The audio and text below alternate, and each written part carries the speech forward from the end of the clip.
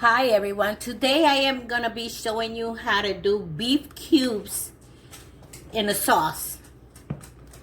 First I wash my meat really good with a little bit of vinegar. I drain it. Then I start with the meat tenderizer. Sprinkle some meat tenderizer. I put some garlic pepper and salt. It has the salt. Then I use some garlic powder. Then some oregano leaves. And then I cut some, this is garlic, green, red peppers, and onions. And I already have some in here. This has to go in the pressure cooker because it's a very hard meat and you want to tenderize it a little bit. So I put it here in my pressure cooker.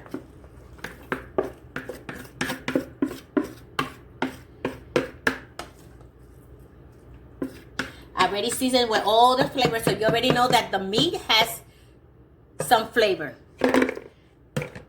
Most of the people, they don't season their meat before they put it in the pressure cooker. It has less taste and it has already the pepper salt that it has salt. You have 3 cups of water. You put 3 cups of water in it.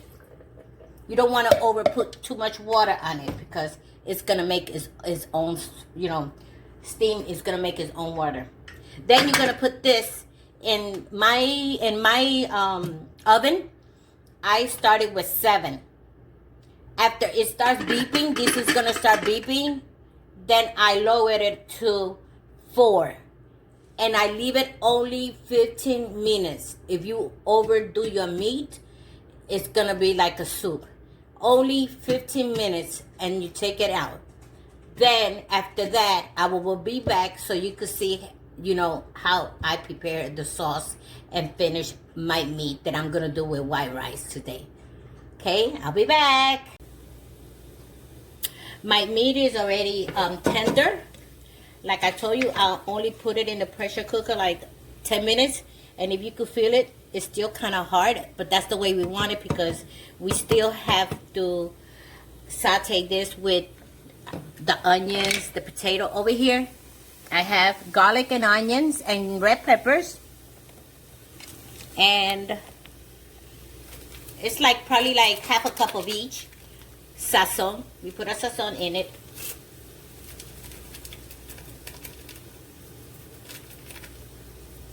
One of the reasons that I don't put a lot of water, because this is the same water we're going to use. So when we put the potato, the carrots, and the other thing, it will tenderize. We put everything in another. And you can see my meat already has seasoned already. Onions, garlic, and all that flavor. Because if you overcook it, then when you're going to put the potatoes and the rest of the stuff, that it still needs to be boiled more. This is gonna be like a 3-part video because this takes long. So you can see, then it seems like it has a lot of water, but it don't. Here I have 2 potato. This 2 potato. You could use any potato you want. I have 2 carrots. You could use any carrots you want, but I do put a little bit of malanga. Like 2 pieces of malanga, so it could give it that extra flavor. Okay, now this, we're gonna let it simmer all together. Probably, it was gonna take probably like an hour just to all this meat gets more softer and the potatoes and all this other stuff that I put, the carrots and the malanga, will get done. We're gonna put some salsa.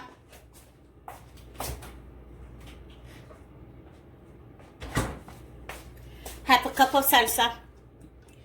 That's all we're gonna put. Salsa Goya. It don't got the liver fell off, so excuse me, but it's Goya salsa. You could put any salsa, tomato sauce that you want, but just half because it has that bitter flavor, and I don't like that flavor too much.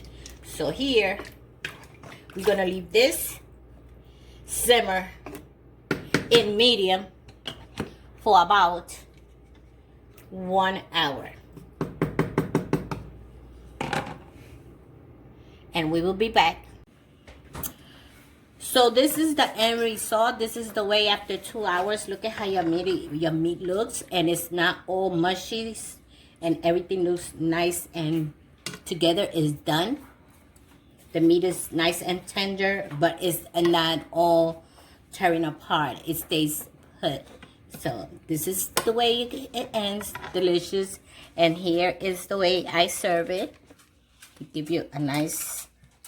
This is noodle rice, broccoli, and cheese. Noodle rice that you could do in a box. You know, you could buy anywhere, with a little piece of avocado, and delicious meal. The meat is nice and tender. You can see. You could even break it with your hands. Look. Nice and tender, you see? Amazing and delicious. Amazing and delicious. Give it 2 thumbs up. A lot of thumbs up. So I could keep sharing all my amazingly dinner that I do every day. Bye.